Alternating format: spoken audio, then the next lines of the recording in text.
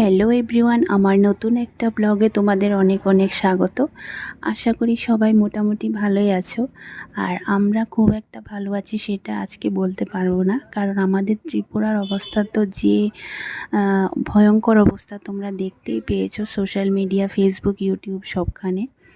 তো মাত্র দুদিনের বৃষ্টিতে দেখুন চারিদিকে কী অবস্থা। ত্রিপুরার সব কটা ডিস্ট্রিক্ট মানে একই অবস্থা, মানে একেবারে চারিদিকে মনে হচ্ছে শুধু জল আর জল, কোনো বাড়ি ঘরের কোনো অস্তিত্ব নেই। কেউ কেউ তো মানে বাড়ি ঘর সব কিছু বিসর্জন দিয়ে দিয়েছে, দুবেলা দুমুঠো খেতেও পাচ্ছে না।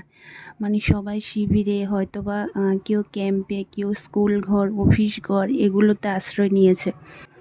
আমরা তো তবুও ঘরে থাকতে পেরেছি, দুবেলা খেতে পেরেছি, কিন্তু কেউ কেউ তো এমন অবস্থা যে খাওয়া তো দূরের কথা, মানে কেউ কেউ তো জীবনটাই নেই পুরো। মানে এত জনের মৃত্যু হয়েছে, মানে কি বলবো।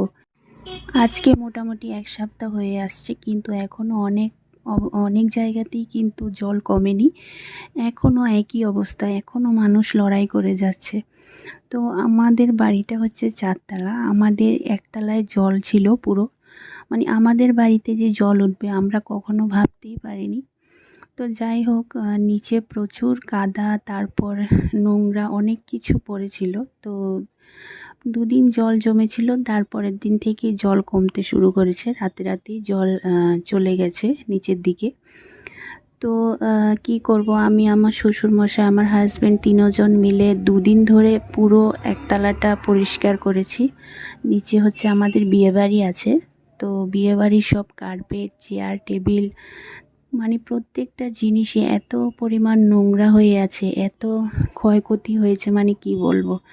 তো প্রচুর জল দিয়ে এগুলোকে পরিষ্কার করতে হয়েছে। দুদিন ধরে তো কোনো কারেন্ট, কোনো জল কিছুই ছিল না। আমরা নিচে একটা টিউবওয়েল ছিল, ওখান থেকে আমরা জল এনে খাওয়ার জল, স্নানের জল, মানে সব ইউজ করেছি টেনে টেনে তিনতলা উপরে।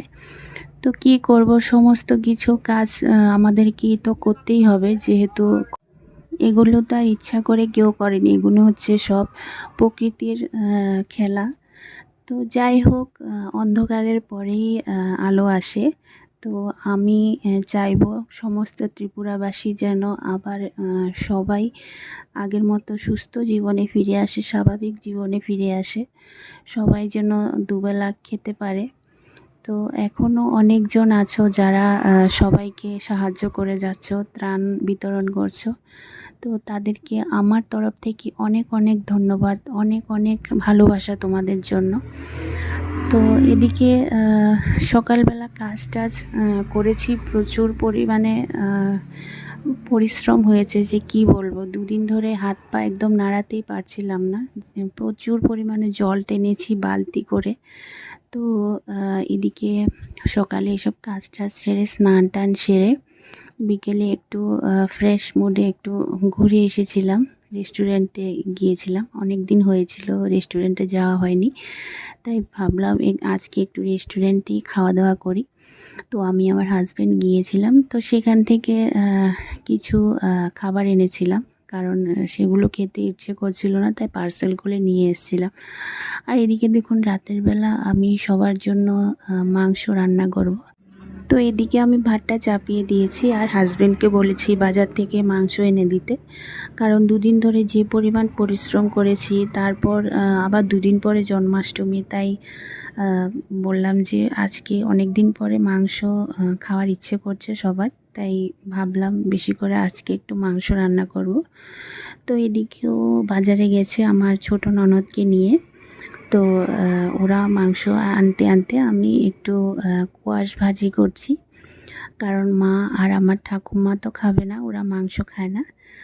তো আমি কোয়াশগুলোকে ছোট ছোট করে কুচি করে কেটে এগুলোকে ভাজা করব। আপনারা এগুলোকে কি বলেন অবশ্যই আমাকে কমেন্ট করে জানাবেন। তো এদিকে মাংস টাংস রেডি করে নিয়েছি, তো বসিয়ে দিয়েছি, মোটামুটি হয়ে গেছে, এবার নামানোর পালা। তো রান্নাটা হয়ে গেছে, এবার নামিয়ে নিচ্ছি, গরম গরম ভাতের সাথে খাবো। তো আজকের ব্লগটা এই পর্যন্তই। আপনাদের ব্লগটা কেমন লাগলো অবশ্যই কমেন্ট করে জানাবেন, ভালো লাগলে একটা লাইক করে দেবেন।